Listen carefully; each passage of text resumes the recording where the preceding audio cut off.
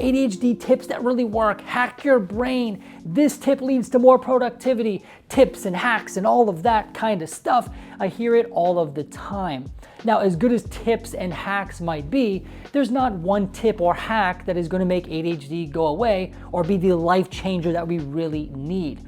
What really needs to happen is we need to understand the principles or the foundations of ADHD. Like, what is it impacting? Why am I struggling with this? What is ADHD doing to my brain that causes this issue?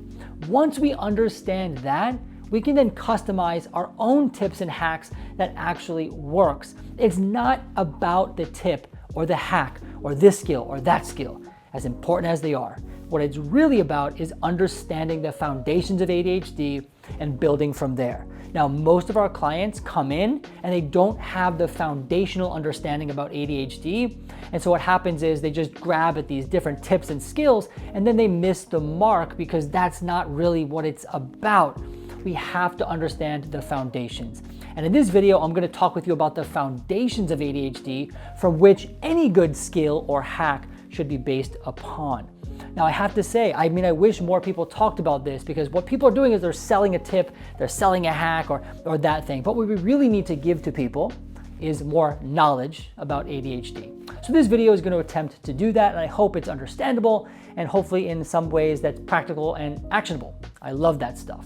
Now, before we go any further, let me introduce myself. My name is Matt. I'm a therapist in private practice. I own a group practice located and based in New York City, but we are all licensed in New York, so we can serve clients anywhere in the state. One of our specialties is, you've probably guessed it, ADHD. So at its core, ADHD is impacting executive functioning. Now, executive functioning is extremely complex. Russell Barclay, one of the leaders in the field of ADHD, wrote an entire book, quite thick, all about executive function. And in fact, in the first chapter, he talks about the difficulty in defining executive function. I say all that because I hesitate to give a simple definition. So let me give you a couple of examples of executive functions that will help you kind of understand. So one example is working memory. Another is impulse control. Another is cognitive flexibility, or being able to adapt to changing situations and environments. Task initiation is one, time management, these kinds of things. And I'll give a simple definition from the Cleveland Clinic's website. They describe executive function as the skills that you use to manage everyday tasks like making plans, solving problems, and adapting to new situations. The three main skills are working memory, cognitive flexibility, and inhibition control. These skills develop during your lifetime, often declining as you get older. But there are ways to keep them and to improve them. But going to the first part that they said, executive function refers to skills that you use to manage everyday tasks. But the first thing we have to know is that ADHD is impacting executive functioning. So if any skill or hack does not help our executive functioning, we might want to question it. So then what's the rule of thumb that I often suggest to clients? So let's use memory, for example. A lot of people with ADHD will struggle with short-term memory. So if I ask someone with ADHD to go to the store and buy a loaf of bread, by the time they walk out the door and get to the store, if they didn't write it down, they might forget what they were asked to go get. So then what's a good rule of thumb when it comes to developing strong skills and hacks?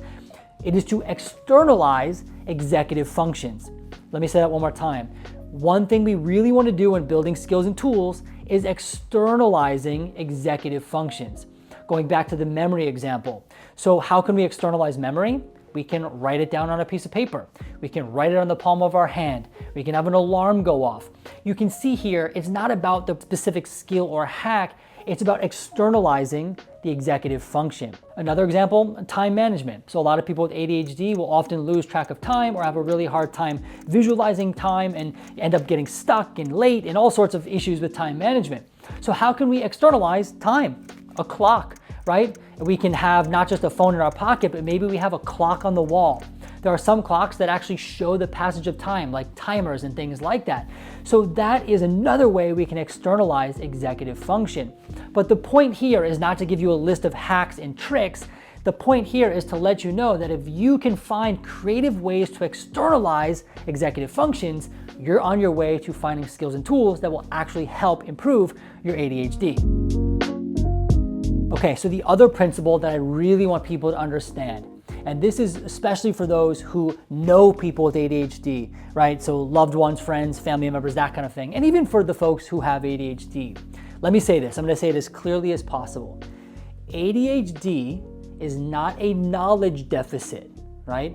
It is definitely not a knowledge deficit. What do I mean by that? No one with ADHD is surprised when you share with them they struggle with time management. They're also not surprised to hear that a good way to manage time is by looking at a clock. That's actually offensive, right, for most people. Again, ADHD is not a knowledge deficit. No light bulbs go off when you say that to someone, right? Oh, did you know that you're late today? You're late all the time. You should really get a clock. That really helps.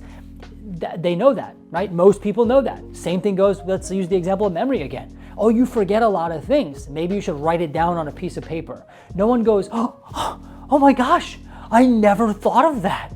Because ADHD, I'm gonna repeat myself here, is not a knowledge deficit.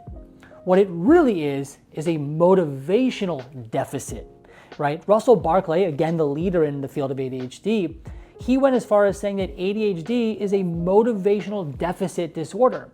So we don't lack the knowledge, but we often lack the motivation. So what does that mean when it comes to skills, tools, and hacks? This means that we don't want to just look at skill deficits or knowledge deficits. We're not teaching anything necessarily, although it may be a part of it here and there. What we want to do is find skills and tools. Sorry, there is an ambulance going by. What we want to do is find ways of addressing the motivation, all right? So then how do we do that? All sorts of ways we can be really creative, but let me give you one example. If you struggle with procrastination and you struggle with getting motivated to do something or a task you don't like to do, one way we can increase motivation would be to share your calendar with a loved one, or to pre-write an email to someone that says, hey, I have worked on this, or hey, I haven't worked on it.